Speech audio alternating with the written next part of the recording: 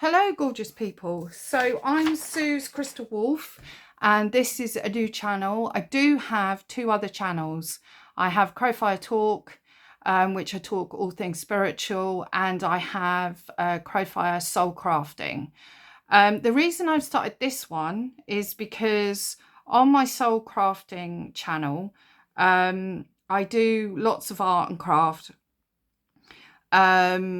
but it's a lot of it is generic, but most of the artwork I do is actually spiritually based. So it's my art witchery stuff. So it's things that I do for my practice. So recently I've been setting up my my 2025 book. So last year I did this in my other book. These ones aren't handmade. I do really work with handmade journals, but I did all the pages.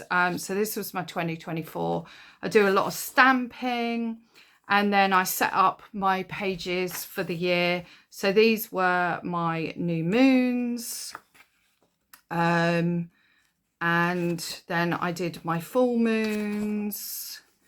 And then I did my rune and cards for the year. So that was my rune reading. So I put all them down, and then I work with that. I basically work with the new moon.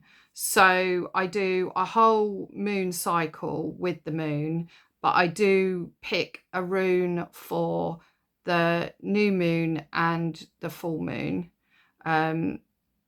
And this year I decided to just, no I don't, that's a lie.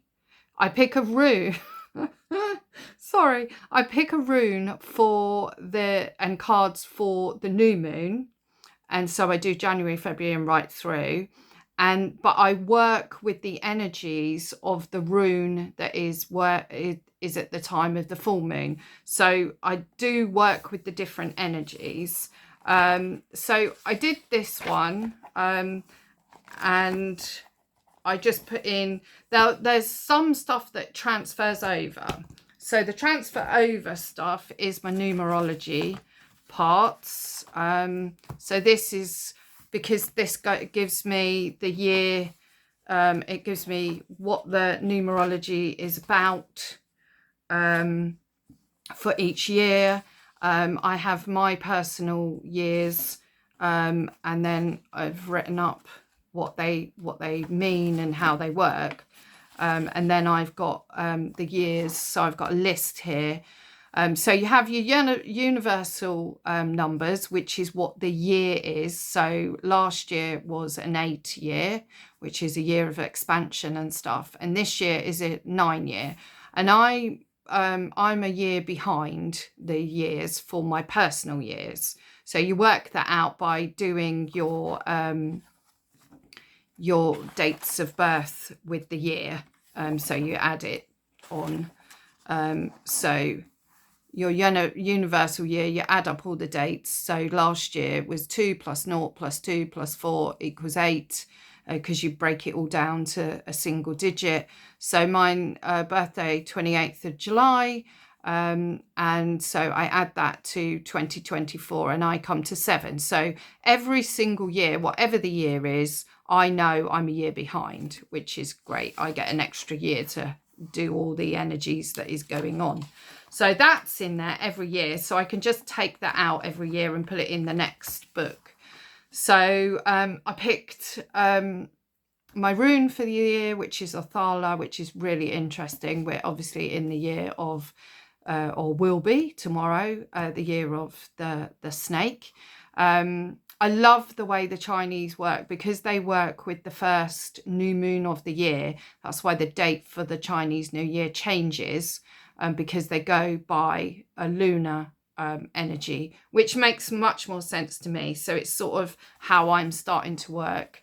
I've dropped the wheel of the year as such. I work with the wheel of the year, but not with in bulk and Beltane and those. I have done for years, but I decided last year that it doesn't work for me.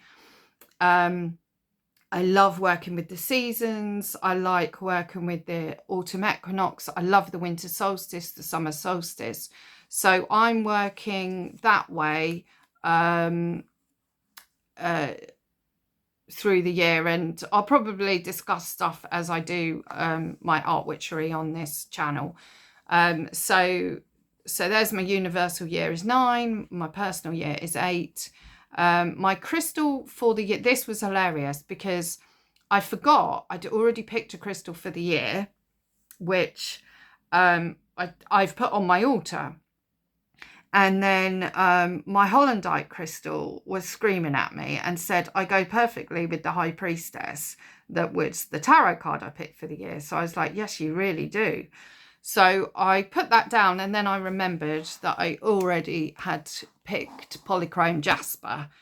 So I'm going to work with 2 crystals for the year. This is my sigil for the word beautiful.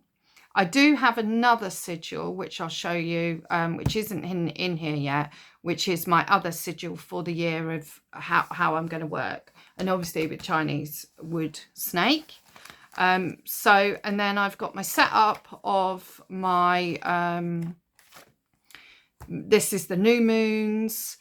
So I've got, no, these are the full moons. Full moon was January Monday the 13th in the UK. At 22:27, it was in Cancer, which is the rune Uruz for that full moon. So I belong to Maggie Rose Cunningham's Birth Rune Soul Journey, and I belong to her Soon as Star Will and the Half Space on Facebook, which is a group for people working with the runes and Northern tradition. And I've been working with Maggie since 2020 when I did her awakening program to the runes.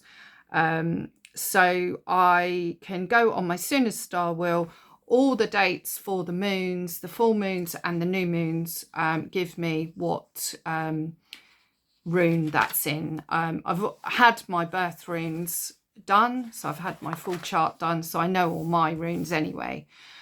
So tomorrow, the 29th, we're in Aquarius, which is the rune Algaes. So I decided with these that I wanted to make like cards that I can work with. So I have done all of my I'm dropping everything everywhere. So I've done my full moon cards. You might get a bit of glare because I've laminated them all.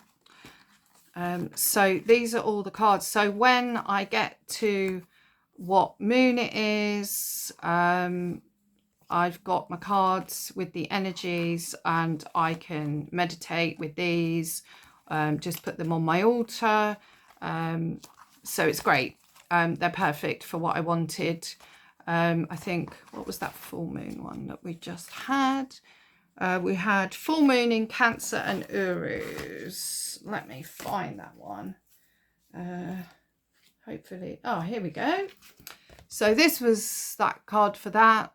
So I just got Uruz on it, and I've got Cancer sign, and I've got full moon. It's very, very simple, but they work perfectly. Your art magic can be as intricate, as deep and wonderful as you want to go, or it can be really simple. It depends what your practice is like. Mine can be elaborate, but I do like a simple, easy thing, you know. And the reason I laminated these was because I can use that again when it's a full moon in Cancer and Uruz. Obviously, every year I might have to make some different ones as, you know, as the years go and things change. So these are my new moon ones. I have only done 3 so far. and that is the one for tomorrow. So that will be going on my altar. So it's a new moon in Aquarius, which is the rune algae, and I forgot to put algae on there, and I've laminated it. That is very annoying, but I know it's algae. I know that's T words and I know that's A words, so that's fine. That it is what it is. See, mistakes are fine. Don't worry about mistakes. The other thing that I have started is I've started to make a handmade book to put the cards in, because I want somewhere to keep them. This one is just for the full moon cards. So this is the cover. Let me move some stuff. I've got stuff everywhere now. So I've made the cover out of a cereal box. It's a bit bendy. I've put some fabric on the spine. I've done some gesso and some painting and put stuff on. I've put washi tape, which is really cool because it's got planets and stuff on it. I've put them along the edge. I've got fabric again in the middle. I've got a couple of pockets here. And then I have started some pages. And I need to find them. Don't know what I've done with them now.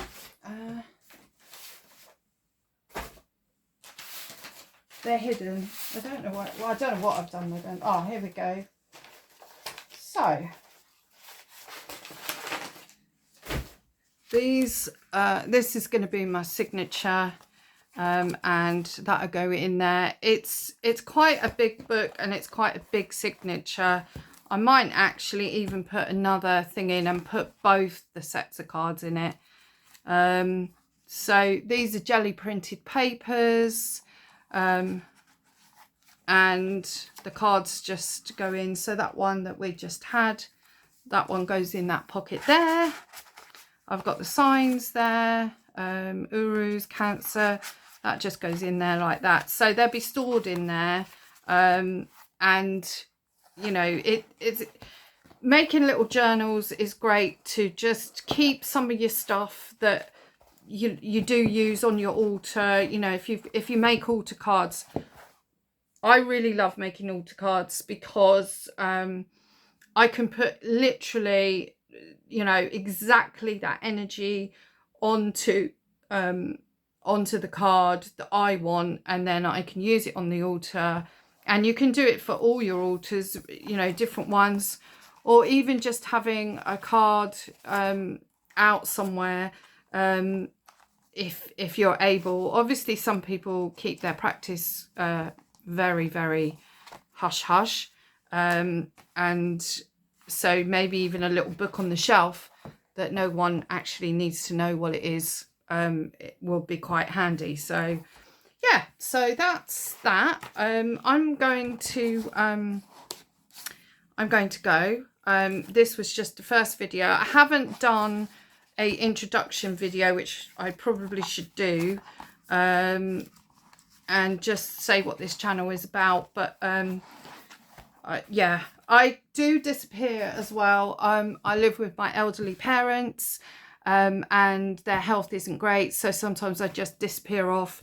Last year I disappeared for the last couple of months from both my other channels, so actually doing another channel is probably idiotic, but we'll see how it goes. But yeah, I just wanted a channel where I can literally not worry about doing my art witchery, not thinking that people that are going to watch this are going to watch it because they know it's art witchery. So it's not, it's art magic.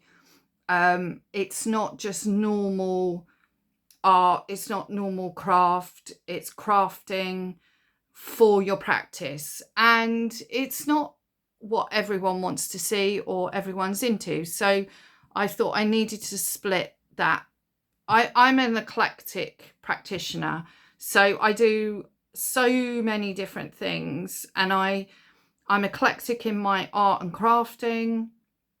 I'm eclectic in the fact that some of it is for spiritual practice, some of it isn't.